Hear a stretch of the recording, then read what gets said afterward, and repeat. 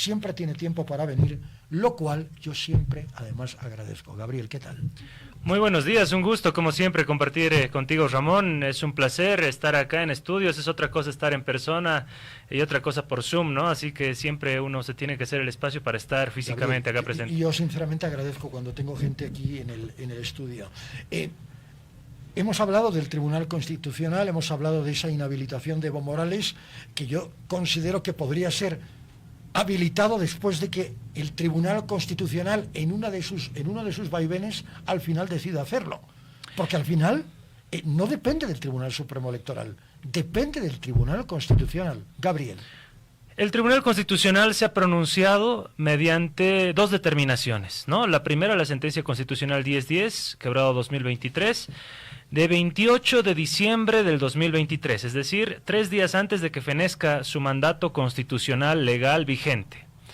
En esta sentencia constitucional resuelven, querido Ramón, sí, no los mandatos continuos, discontinuos, si se puede, no se puede.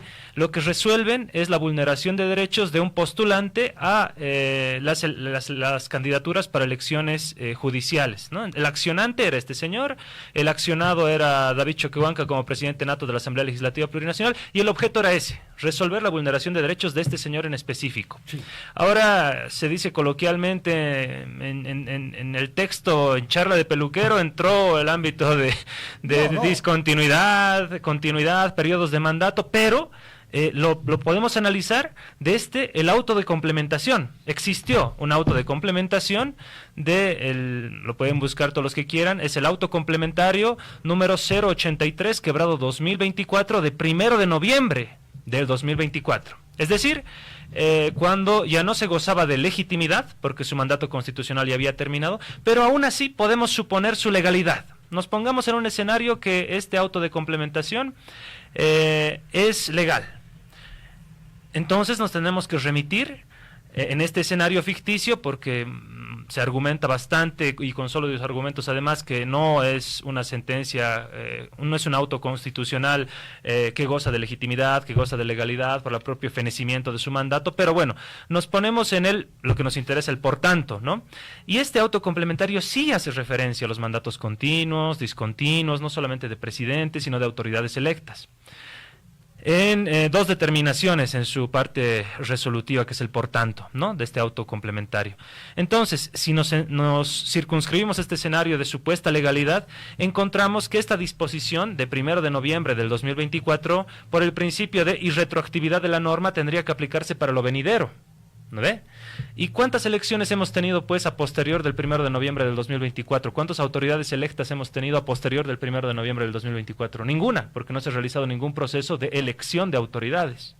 Entonces, este principio de la irretroactividad de la norma, previsto también en el artículo 123 de nuestra Constitución Política del Estado, para que todos puedan revisarlo, establece que la normativa, en este caso, digamos, las resoluciones del Tribunal Constitucional Plurinacional, se tienen que aplicar para lo venidero. No pueden aplicarse con carácter retroactivo para atrás. Con un detalle más, si me permite, Gabriel, y perdón que lo interrumpa. ¿El mandato de Evo Morales fue interrumpido, sí o no? Claro que sí fue interrumpido, el 2019. ¿Completó el mandato? No completó el mandato, el 2019. ¿No? Es que no es un detalle mínimo. No. Tampoco los anteriores mandatos. No, tampoco los anteriores mandatos son mínimos. Es decir, Evo Morales fue presidente electo durante reiteradas ocasiones. Bien, de acuerdo. ¿No? Bien. Pero a lo que nosotros estamos refiriéndonos es a los efectos jurídicos que tiene la sentencia constitucional 1010, sí, y que tiene el auto complementario. Estos efectos jurídicos se aplican para adelante, no se pueden aplicar para atrás. Y Evo Morales, a la fecha, desde el 1 de noviembre del 2024, fecha en la que se emite el auto de complementación y el auto complementario a la sentencia 1010, no ha sido, pues, electo, ni autoridad, ni presidente, ni nada. No. Entonces, ni él, ojo, y ningún otro candidato, porque se quería aplicar también lo mismo para Manfred Reyes Villa, otros candidatos, ¿no? Entonces, ni Evo Morales, ni cualquier otro candidato estaría imposibilitado en el ámbito estrictamente constitucional para participar en las próximas elecciones de 17 de agosto de este año. Eso es fundamental entenderlo por este principio fundamental de la irretroactividad de la norma, ¿no? No se puede aplicar disposiciones para hacia atrás, digamos, para hechos posteriores. O sea, no tiene un carácter retroactivo. Exactamente. Esta es la realidad. Esa es la realidad. Esta es la realidad. Ahora, ¿por qué el presidente del Tribunal Constitucional, el señor Espada, doctor Espada, sale diciendo que Evo está inhabilitado y que seguirá estando inhabilitado? Sí, sale mediante un comunicado, ¿no? Bueno, pero oficial, no es que lo haya escrito en la red social X, ¿no? Claro, pero los comunicados hay que entenderlos en comparativa también a los mismos comunicados, recordarás tú muy bien, Ramón, que sacó el propio Tribunal Constitucional Plurinacional cuando Yanine Áñez fue autoproclamado. Es que a eso me voy. Claro. Funciona el Tribunal Constitucional al calor de los acontecimientos. Del momento, ¿no? Del calor de los momentos políticos. Eso es lo grave. Lo que tú decías hace un momento, a ver, tenemos los hechos estrictamente fácticos y jurídicos del 2019. Yanine Áñez. Yanine Áñez convoca como segunda vicepresidenta que le correspondía a la minoría parlamentaria en el Senado, convoca a sesión, y en la sesión le pregunta a su secretario, que también era de una fuerza de oposición, a su primer secretario, ¿existe el quórum, secretario? El secretario dice, no existe el quórum, presidenta, ¿no? Y sigue haciendo y se autoproclama como presidenta del Senado, Yanine Áñez.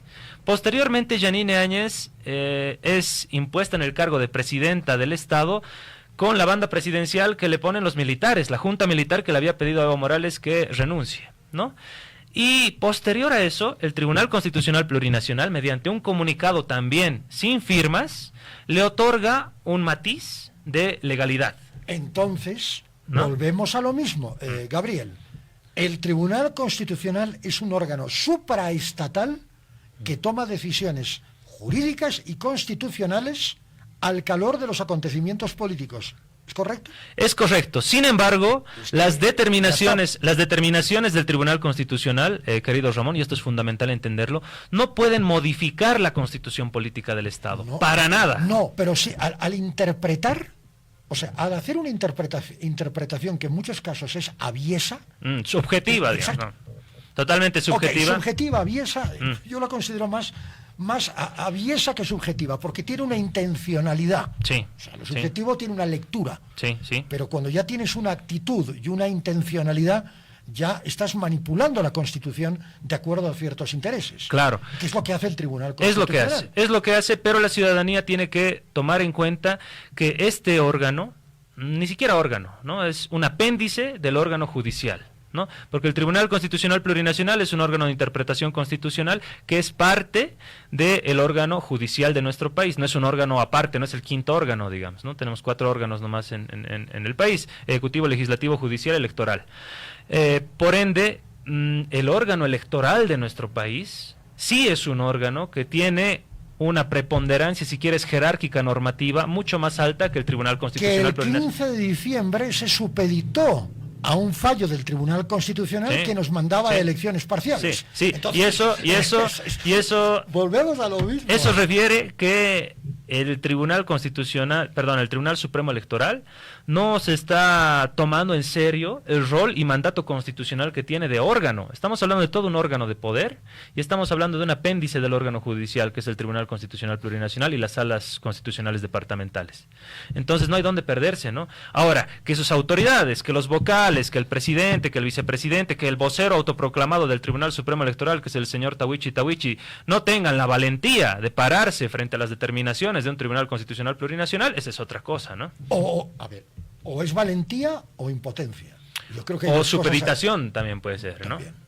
También. Eso lo responderán ellos. Bueno, pero es que lo responderán ellos jugando con algo con lo que no se debería jugar, que es la democracia. Claro. Tú no puedes jugar con la democracia. Cuando hablamos de, por ejemplo, el artículo 168 de la Constitución Política del Estado, múltiples jurisconsultos, no solamente nacionales, sino regionales, internacionales, de preponderancia, han dado cuenta que no se tiene que interpretar para nada. Está claro y es taxativo el artículo 168. Entonces, si los miembros del Tribunal Constitucional Plurinacional quieren modificar la Constitución para que exista la figura jurídica de mandatos discontinuos, por ejemplo, la modificación total o parcial de la Constitución está prevista en el propio 411 de nuestra Constitución. No se realiza vía sentencias constitucionales, no se realiza vía autos complementarios, se realiza mediante artículo 411 de nuestra Constitución. Entonces queda bastante claro cómo se puede o no modificar la Constitución, y evidentemente no es vía la voluntad de estos magistrados. La Constitución se modifica en una asamblea constituyente.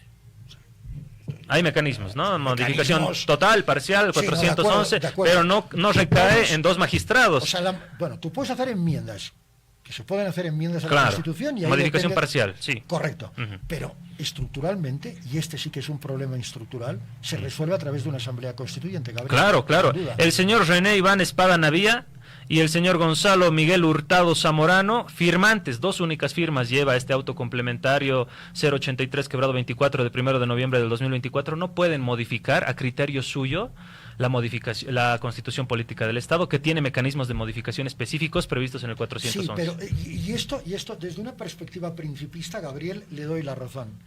Pero teniendo el antecedente nefasto de haber ido a elecciones parciales judiciales, que han permitido que estos dos... tengan la mayoría en sala plena, ¿De ¿no? qué estamos hablando entonces? Para mí ese es el gran problema. Evidentemente ese es el Para mí problema, ese es un problema originario, si quieres, ¿no? Del problema de origen. El problema de origen de la falta de legitimidad y la falta de legalidad que a la fecha, y fenecido su mandato en el último día del 2023, ostenta la gran mayoría de los magistrados de sala plena del Tribunal Constitucional Y Plurinacional. tenemos un problema realmente... yo no sé. Que ha sido maquinado, ojo, ¿no? Ha sido muy No, bien planificado por el no es que- Ejecutivo, las reuniones que tenía Iván Lima en Sucre, que el ministro de Gobierno vaya a Sucre a tratar de, quizás con su presencia, amenazar, amedrentar Es que no a solamente operadores el de Ejecutivo, justicia. No solamente el Ejecutivo, Gabriel. Yo me quiero ir a una reunión que hubo poco antes de Carnaval del año 2023, en la sede de la Vicepresidencia del Estado. Ahí se reunieron representantes del Poder Ejecutivo, estaba David Choquehuanca, vicepresidente del Estado Plurinacional y presidente nato del Congreso, y estaban representantes de las fuerzas políticas con representación parlamentaria. ¿Qué se acordó en aquella reunión?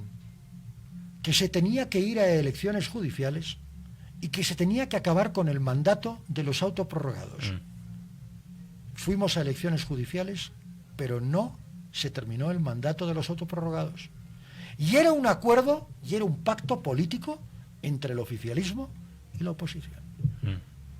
¿Eso qué significa?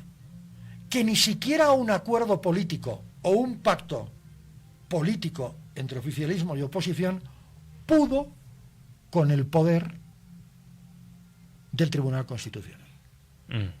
Claro, es que existen estructuras Cuidado con eso. muy antiguas, anquilosadas en esa vieja lógica colonial, querido Ramón, lo que hablábamos en anteriores análisis, en anteriores programas, Sí, ¿no? sí. Estas estructuras que son monolíticas son el ejército, la policía y el órgano judicial, que antes se llamaba poder judicial, ¿no? O sea, se creían pequeños señores feudales dentro de sus juzgados que podían hacer y deshacer, y el acceso finalmente a la justicia dependía de cuánto dinero tienes o tenías, ¿no? Creándose mediante Constitución un órgano de interpretación específico de la Constitución, que es el Tribunal Constitucional Plurinacional, esta práctica, esta lógica, vieja lógica antigua de los abogados de abolengo, si quieres, de los antiguos, De los doctores de Charcas. de los doctorcitos de Charcas. No pasa nada. Sí. Esto es historia, ¿eh? No, claro, esto y lo hemos referido en diferentes ocasiones, ¿no? No es la primera vez que utilizamos esta denominación hacia la forma de pensar y el chip mental que tienen y siguen teniendo algunos operadores de justicia, pues lamentablemente no se ha podido descolonizar esa lógica, ¿no? Tribunal que debería estar al servicio de la voluntad popular al final, pero que está al servicio del poder o poderes fácticos de momento, ¿no? Y ahí tienes los últimos ministros de justicia, el señor Héctor Arce Saconeta, por ejemplo, muy ligado al Opus Dei, a una facción recalcitrante de la Iglesia Católica, el anterior ministro de Justicia también, Iván Manolo Lima Magne, abogado de la Conferencia Episcopal Boliviana, ¿no? Iglesia que maneja también los hilos del poder. Recuerden que hace algún tiempo, justo antes de la Constitución, los mayores latifundistas de Bolivia eran la Iglesia Católica y algunas órdenes de la Iglesia Católica en Bolivia. Tienes también a su pupilo ahora de Lima, el señor Siles, ¿no? Que también fue director jurídico de Choquehuanca muchísimos años cuando Choquehuanca estaba en Cancillería. Entonces, lamentablemente tendría que existir una nueva camada en la formación de los profesionales abogados, con una perspectiva de justicia social, y eso es responsabilidad también de las casas superiores de estudios. Si hablamos de la autonomía universitaria, nuestro pensum de derecho en todas las facultades de derecho data de 30, 40 años atrás. Entonces, hay que transformar muchísimo para cambiar la mentalidad de los operadores de justicia. El ministro de Gobierno, Eduardo del Castillo, calificó de payasada la decisión de la jueza Lilian Moreno, que el miércoles falló anulando la orden de aprehensión contra Evo Morales por trata y tráfico. Esto es otro tema. Directamente vinculado con lo que estamos hablando. Pero directamente vinculado. Y dijo Eduardo del Castillo: hay un delito de desobediencia a resoluciones judiciales, y dejó entrever que había habido prevaricación. Tanto el Consejo de la Magistratura como el Tribunal Supremo de Justicia investigarán a la jueza Moreno. Una jueza Moreno de la que no se sabe nada. O sea, se sabe, y lo hemos comentado al inicio del programa, que tomó un vuelo y pidió una licencia hasta el 6 de mayo. Un vuelo Santa Cruz de la Paz. Pero no se sabe, ahora mismo no hay paradero de la jueza Moreno. Es como si se le hubiera tragado la tierra. Yo esto... O la han apretado, o ella... no sé. Primero, que con relación a las declaraciones del ministro de Gobierno, ¿no? Se refiere a payasada, una determinación judicial. Que puede decir lo que quiera. En clara intromisión a una autoridad del órgano ejecutivo con referencia a otra que también es autoridad del órgano judicial, que es una jueza, ¿no? Más allá de ello, para mí payasada es que cuando le pregunten al ministro sobre cuándo va a aprender a Evo Morales, él diga pasito a pasito, como dijo Luis Fonsi, digamos. Esa sí es una verdadera payasada. Coincido con usted. Esa sí es una verdadera payasada. Entonces, hasta ahí las declaraciones del ministro de Gobierno, ¿no?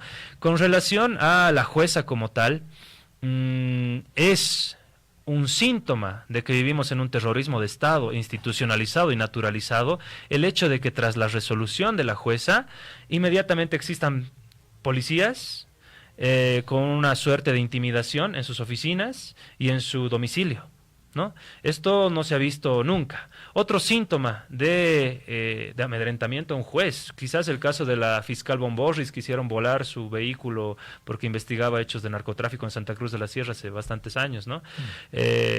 Estamos viviendo situaciones análogas a eso. Un terrorismo de Estado institucionalizado. Tienes a autoridades del tribunal, máximas autoridades del Tribunal Supremo Electoral, máximas autoridades del Consejo de la Magistratura, saliendo inmediatamente tras el fallo a amedrentar y amenazar a la jueza. Y tienes también declaraciones bastante draconianas, si quieres, de muchos periodistas que también piden y exigen prácticamente en sus programas sanción para esta jueza, ¿no? Entonces, toda esa situación, toda esa estructura da cuenta y da mucho para hablar, porque ¿qué hicieron los miembros del Tribunal Supremo Electoral cuando tiene sedes sindicales que parecen sedes policiales, que han sido intervenidas por la policía? Situaciones que no se habían visto ni en dictadura, ni en tiempos de Yanine Áñez, si quieres, ¿no? Entonces, ¿qué dijeron de ese tema que es franca violación a los derechos colectivos y de asociación? ¿Qué dijeron estas autoridades? No dijeron absolutamente nada. ¿Qué dicen estas autoridades cuando, por ejemplo, un alto dignatario, Evo Morales, se lo trata de asesinar con 15 disparos y Fiscalía desestima el proceso? Dicen, no. Caso, por cierto, irresuelto. Claro, dijeron no. Fiscalía dijo, no tenemos un caso irresuelto, no tenemos los suficientes fundamentos, no podemos investigar, ¿no? Cuando en cualquier parte del mundo, Ramón, tú sabes muy bien, a cualquier ex alto dignatario de cualquier país del mundo que hubiera sufrido este mismo atentado, hubiera sido prioridad para el órgano judicial la investigación del mismo. ¿no? Y tienes un montón de síntomas que da cuenta estos fallos que decíamos, de los autoprorrogados, estos fallos, este sometimiento del Tribunal Supremo Electoral hacia designios del Tribunal Constitucional Plurinacional. ¿Y qué dijeron de todo eso el presidente del Tribunal Supremo de Justicia? ¿Qué dijo de todo eso el presidente del Consejo de la Magistratura? Nada. Pero cuando sale una jueza a favorecer a Evo Morales, inmediatamente no esperan ni 24 horas para salir a fustigarla, ¿no? Eso también da cuenta de los síntomas del estado en el que vivimos. Si el gobierno hubiera tenido la voluntad de aplicar la ley, Evo Morales hubiera sido aprehendido hace tiempo. Probablemente. Probablemente. Sí.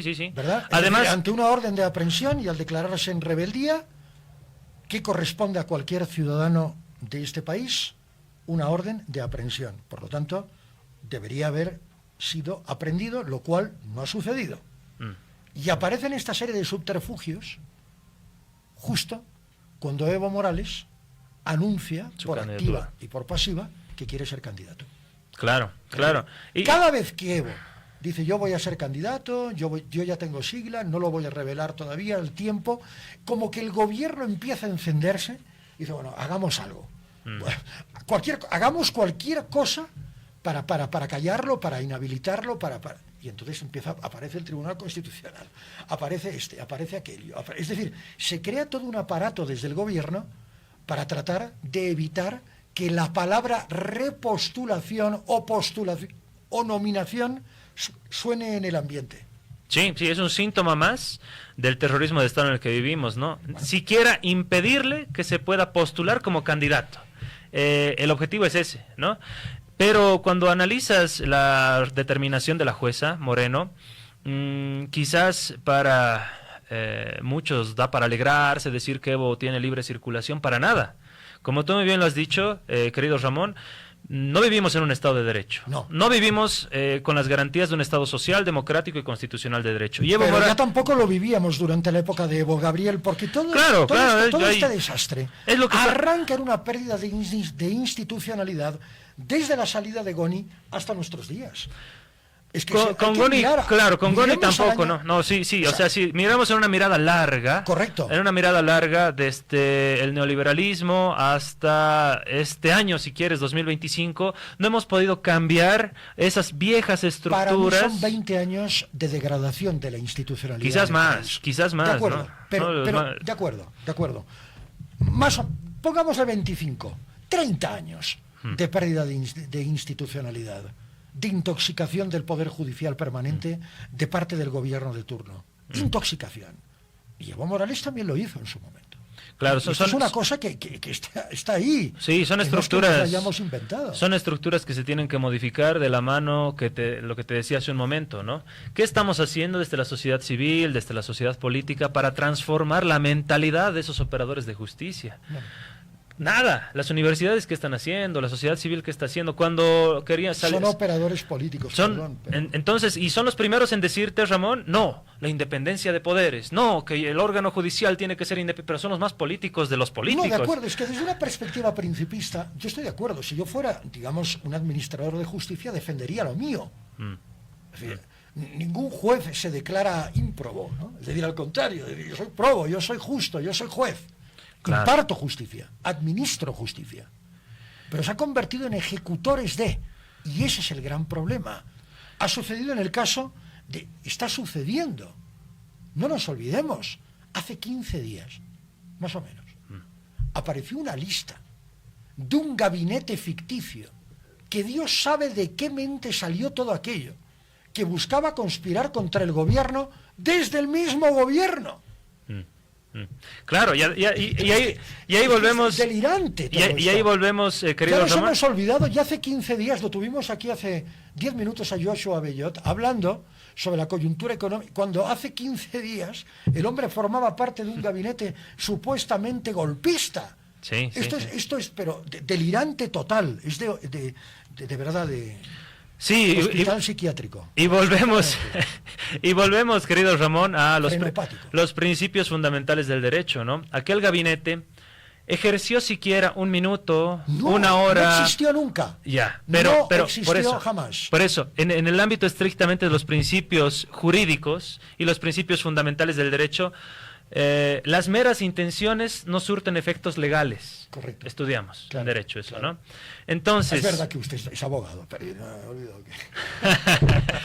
las meras intenciones... Yo tirándoles... No, está bien. No, hay que ser crítico al propio gremio, ¿no? Las meras intenciones no surten efectos legales, por ende, aquel gabinete que no fungió ni siquiera un minuto, ni siquiera No existió, horas, no ni existió. siquiera un día, ni siquiera se posicionó, ni No existió funge nunca. lo que no existe. Claro, no existió nunca, no tiene por qué ser perseguido judicialmente, ni sancionado, ni absolutamente nada. Es lo que defendíamos cuando pasaba esto, hace una semana exactamente, ¿no? 15 Entonces, días, 15 bajo esos mismos principios fundamentales del derecho, que además son de aplicación universal, este principio de retroactividad de la norma, este principio de que no se puede sancionar lo que en verdad una intención, un pensamiento como que tú tengas la intención de golpearme en este momento, yo te diga, no, ya tienes la intención de golpearme, entonces te denuncio por lesiones graves y leves, digamos. No hay tal. Esta es la no pregunta existe. tan absurda como cuando uno va a obtener la visa de los Estados Unidos. Claro, Una de usted las tiene la preguntas, intención. Usted tiene la intención de asesinar al presidente, oiga.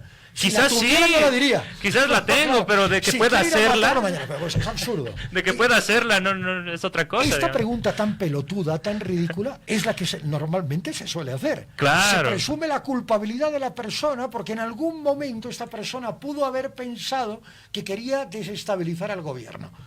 Por favor. Claro. Evo Morales dijo esto ayer, lo vamos a escuchar enseguida con Gabriel Villalba aquí. Pero, hermanas y hermanos, a nombre personal, con mucho respeto, con mucha admiración, agradecerlos. Son 6 meses, en 6 meses ganamos esta batalla al gobierno, al imperio, a la derecha y a todos los medios de comunicación vendidos al gobierno. Esa es la unidad, compañera, compañero, muchísimas gracias. Pero tampoco estamos solos, ustedes son testigos presentes, oyentes, los que estaban presentes acá en turno, cómo vinieron de los 9 departamentos, también del exterior de Chile, de Brasil, de Argentina, del Perú, de Costa Rica. Es un movimiento no solamente nacional, sino internacional. ¿Y por qué, compañeras, compañeros? Porque estamos con la verdad, estamos con la razón, estamos por la vida, estamos por la democracia y fundamentalmente estamos por la gente humilde. Esa es nuestra lucha. Esa no es la primera vez, además de eso. Seguramente para los jóvenes, tantas luchas, tantas batallas ganamos con la unidad. La unidad de hermanas y hermanos es el triunfo del pueblo. La unidad es la derrota del imperio. Ahora demostramos desde la OQN. Muchísimas gracias, compañeras, compañeros presentes acá en la vigilia.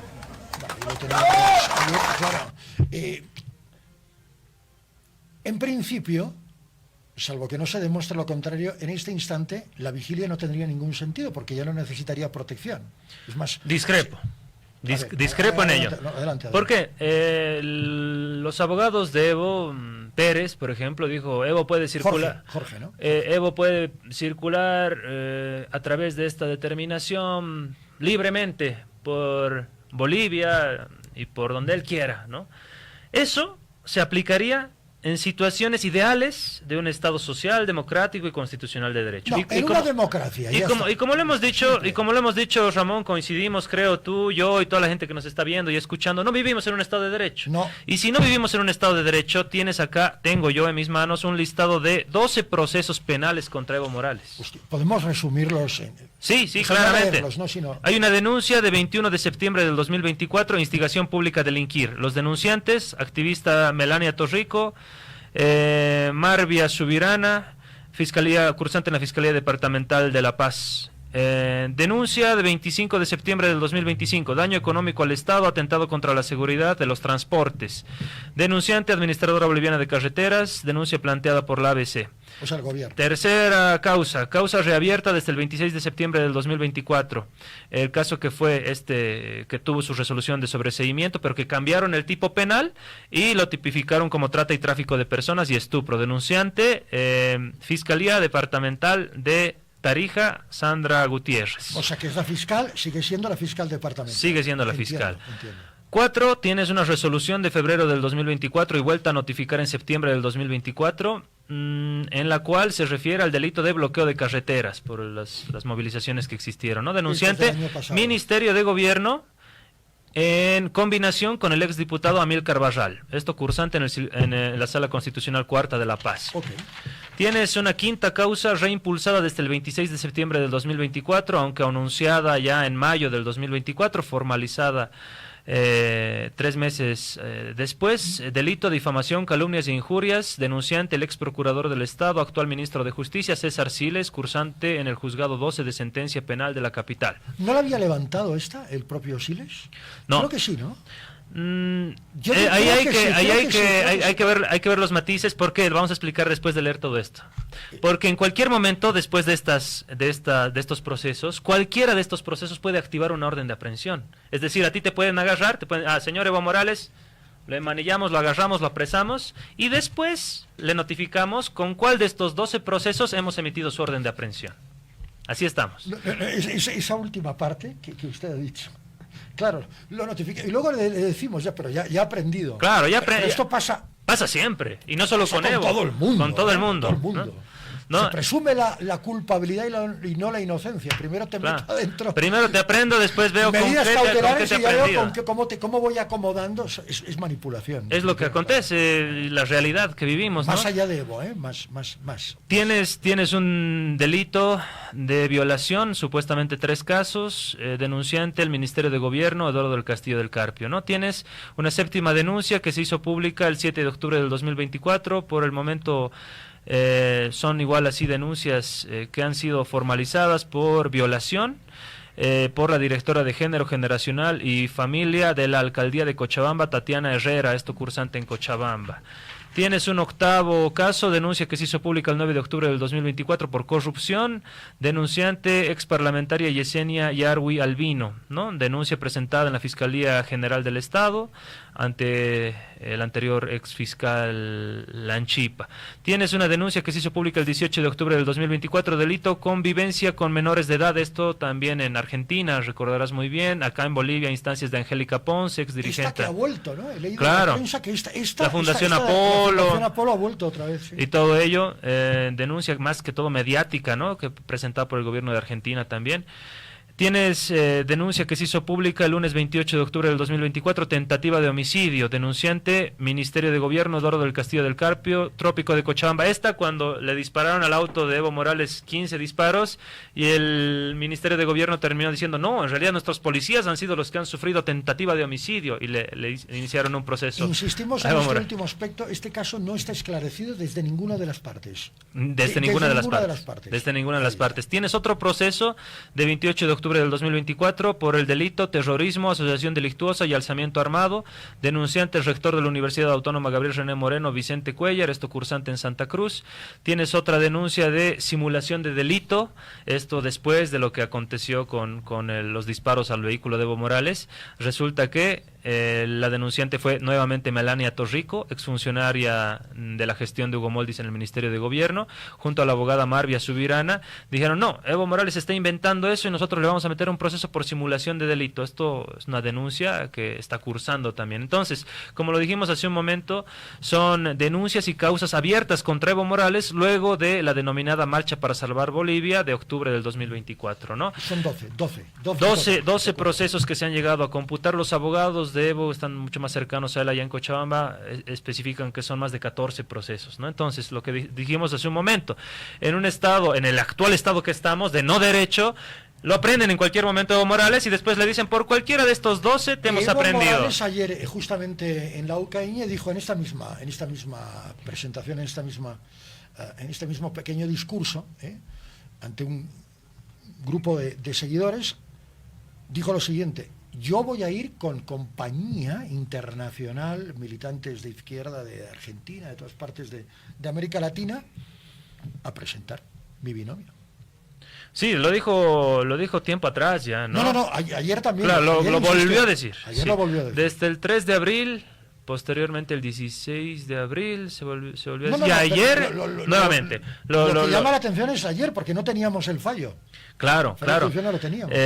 Por ende, seguramente será una decisión estratégica, táctica, el hecho de si Evo va a ir, como lo anunció, a presentar su candidatura de presidente, acompañado de su vicepresidente y la lista de todos los senadores, diputados y representantes supraestatales con la sigla que tampoco la ha revelado, ¿no?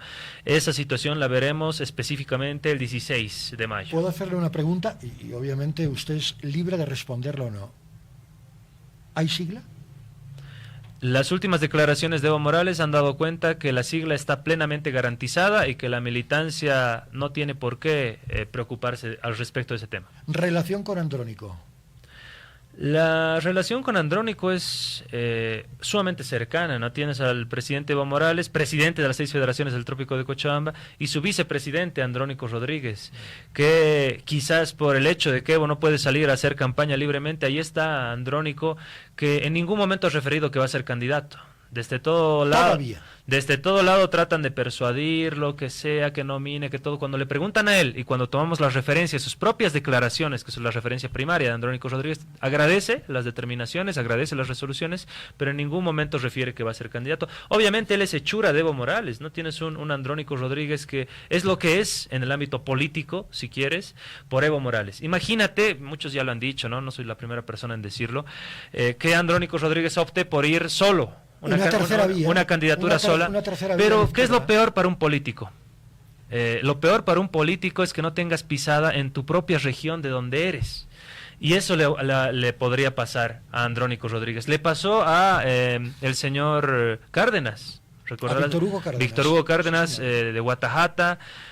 Cuando se postuló con Gonzalo Sánchez de Lozada, su propia comunidad de Guatajata, del lago Titicaca, lo expulsaron de su comunidad y hasta la fecha, que yo sepa, no tenía pisada en Guatajata, ¿no?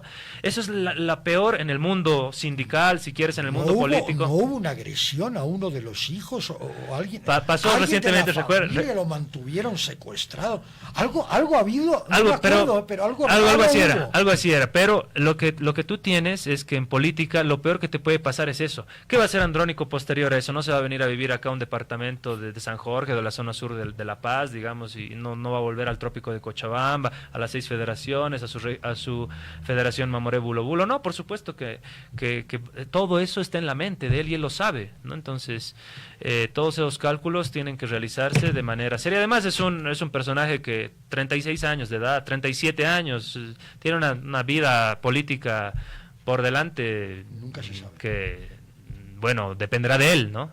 No, y el capital político también es importante. Claro, pero si tú tienes capital político en un determinado momento, por lógica, supondrías que ese tu capital va a incrementar, no que va a disminuir, ¿no? Y eso depende mucho de la toma de decisiones. Si tú tomas la decisión de Andrónico, por ejemplo, de irse como una tercera vía, alejarse de Evo Morales, su capital político, más que subir, puede bajar. Puede mermar. Lo dejamos aquí, pero de momento... 10 de la mañana, 31 minutos. Gracias por haber estado con nosotros, Gabriel. Un gusto, un placer, como siempre. Muy como siempre, estar acá, Ramón. Cambiar